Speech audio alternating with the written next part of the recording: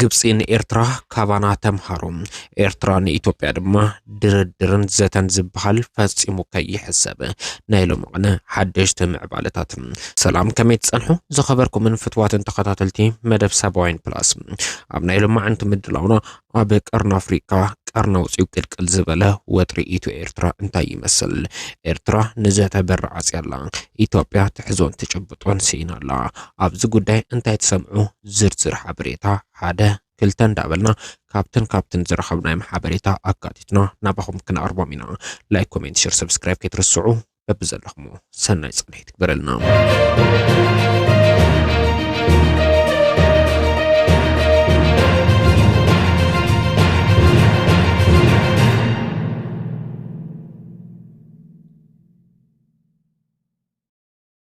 ስርዓት ብልጽግና ኣብ ዝሓለፉ ዓመታት ኢትዮጵያ በር ባሕር ክትረኽበሉ እትኽእል ሰፋሕቲ ሽርሕታት ፍሒሱ ክንቀሳቐስ ጸኒሑ እዩ ብፍላይ ኣብ እዋን ኩናት ትግራይ ህዝቢ ትግራይ ከዳኽመለ እዩ ዝበሉ ከቢድ ኩናት ካብ ምክያድ ብተወሳኺ ኣብ መንጎ ትግራይን ኤርትራን ዳግም ክስተኻኸል ናብ ንቡር ክምለስ ዘይኽእል ከቢድ ቂምን ጽዕን ክዘርእ ሰፊሕ ሰሪሑ እዩ ነዚ ተግባራዊ ንምግባር ሰፋሕቲ ናይ ፕሮፓጋንዳ ወፍሪ ከካየድ ዝጸንሐ ስርዓት ብልጽግና ድሕርቲ ኣብ ፕሪቶርያ ዝተበጽሐ ናይ ሰላም ስምምዕነት ትግራይን ኤርትራን ፈጺሞም ኣይቀራረቡን ዝብል እምነት ብምሕዛል ኣብ ልዕሊ ኤርትራ ወራር ንምፍጻም ዘኽእሎ ሰፊሕ ናይ ፕሮፓጋንዳ ወፍሪ ጀመረ ኢትዮጵያ ብዘይ በር ባሕሪ ክትንፈሳ ይትኽእልን ዝብል ሓድሽ ቁመና ሒዙ ናብ ፖለቲካ ወጥሪ ቀልቀል በለ ኣብዚ ኸይዲ ግን ን4 ኪሎ ዘደንገጸን ዘሰንበደን ዜና ካብ ሰሜን ቀልቀል በለ ፈጺሞም ክዕርቑ ክስማዕምዑ ኣይኽእሉን ብደም ኣቃቢ እዮም ኢሉ ተሊሙ ዝሰርሐሎም ዝጸንሐ ኤርትራውያንን ተጋሩን ብጽምዶሹም ናብ ሓድነት ክመጹ ጀመሩ እዚ ድማ 4 ኪሎ ንዓመታት ተሊሙ ክሰርሐሉ ንጸንሐ ሰፊሕ ናይ ሽርሒ ወፍርታት ሓደ ሽደሽ ዘበለ ኾነ በዚ ዝሓረቐ ዝተቆጠዐ ዝመስል ኣብ 4 ኪሎ ዝርከብ ስርዓት ብልጽግና በተደጋጋሚ አንጻር ትግራይን ኤርትራን ሰፊሕ ንኹናት ዝዕድሙ መጠንቀቕታታት ክሕልፍ ተራእዩሎም ብፍላይ ከም ቀደም ከይመስለኩም ጎበ መንሓዘ መንለቐቐ ይኾነን ናት እስራኤልን ኢራንን ክትዕዘቡ ትኽእልኹም ጎበ መንሓዘ መንለቐቐ ኣይረኣናን የገዳስ በተቐራኒኡ ነዊሕ ርሕቀት ዝወንጨፉ ሚሳኤላትን ድሮናትን ተገይሮም ሰፋሕቲ ወታደራዊ ኪሳራ ዘስዕቡ ከቢድ ኩናት ተዓዚብና ገዛ ኣብዚ በጽሕ ዘሎም ዘመናዊ ቴክኖሎጂ ወኒና ኢና በትናትኩም መንገዲ ድሕር ሕዚ ዝካየድ ኩናት የለን ኣብ ካልእ ደረጃ ኢና ንርከብ ተጠንቀቑ ክብል ከፈራርሕ ተራእዩ እዚ ናይ ምፍርሕራህ ወፍሪ ንኣዋርሕ ቀጺሉ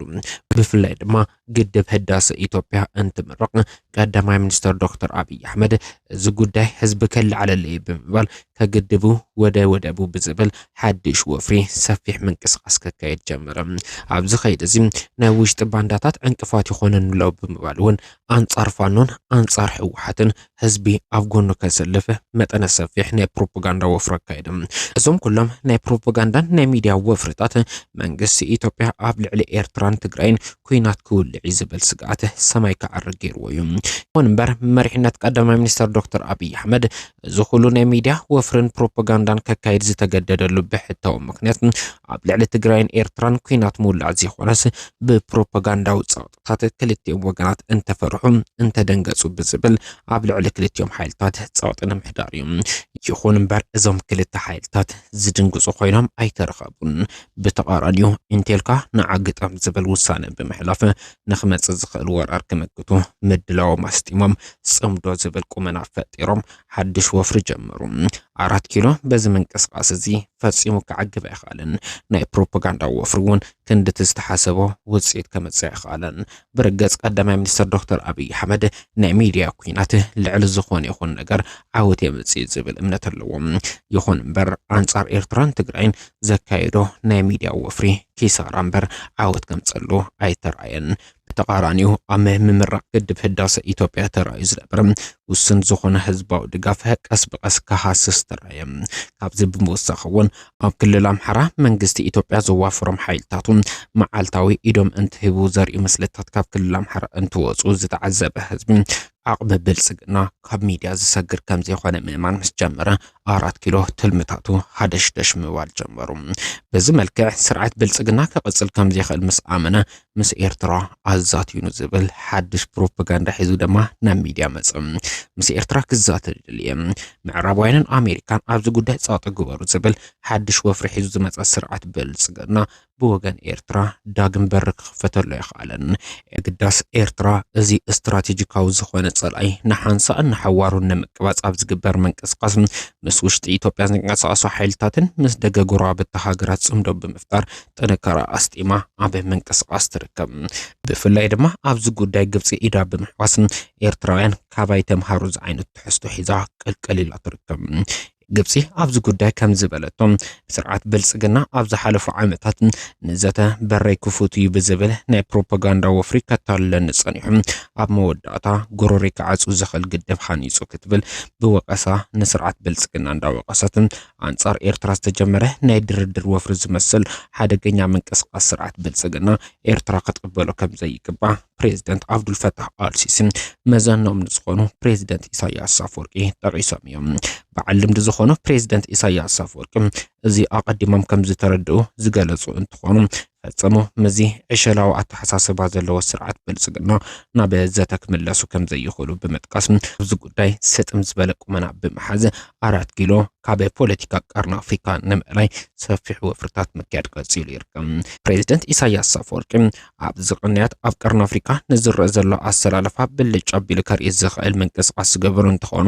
ናብ ፖርት ሱዳን መገሻ ብምግባር ኣብ ኤርትራ ኣብ ግብፂ ኣብ ፖርት ሱዳን ሓድሽ ሰፊሕ ጥምረት ዘለዎ ቁመና ክፈጠር ዝኽእል ዝምድና ንምፍጣር ሰፊሕ ምንቅስቃስ ገይሮም እዮም። እዚ ሰፊሕ ዝተብሃለ ዕላማ ዝሓዘለ መገሻ ድማ ብወገን 4 ኪሎ ድንጋጸ ወሊዱ እዩ።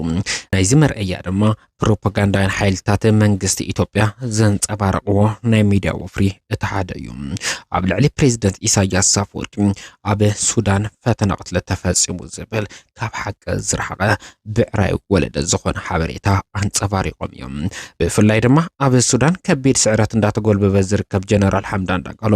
ኣብ ልዕሊ ፕሬዚደንት ኢሳያስ አፈወርቂ ፈተና ቅትለት ፈጺሙ ፕሬዚደንት ኢሳያስ አፈወርቂ ኣብ ፖርት ሱዳን እንዳሃለወ መጥቃዕቲ ድሮን ፈጺሙ ዝብል ኣዝዩ ዝሕዝን ንመድረክ ፕሮፓጋንዳ ዘይበቅዕ ሰፊሕ ወፍርታት ኣካይዶም እዮም። እዞም ወፍርታት ሰማዕ ስኢኖም ማይ ንማይ እንትተርፉ ምርኣይ ድማ ስርዓት ብልጽግና ካብ ወተሃደራዊ ዓቕሚ ካብ መንግስታዊ ዓቕሚ ምድኻም ሓሊፉ ፕሮፓጋንዳዊ ዓቕምታቱ ሓደሽደሽ ከም ዝበለ ዘመላኽት እዩ እንዳተባሃለ ይርከብ። ክቡራትን ፍትዋትን ተኸታተልትና ናብ 8 ዓመቱ ዝጽጋዕ ዘሎ መሪሕነት ስርዓት ብልጽግና ኢትዮጵያ ክትወጽኦ ናብ ዘይትቐልቅሉላ ካብ ዘእቶ ነዊሕ ግዜ ተቆፂሩ ይርከብ። ኣብዚ ሕዚ እዋን ግን ኣብ መዛዘሚ ስልጣኑ ከም ዝርከብ ዘመላኽቱ ተርእዮታት ይረኣዩ። በዚ መንጽር ጉዳይ ስርዓት ብልጽግና ከመይ ትዕዘብዎ ኣብ ኮሜንት ኣካፍሉና።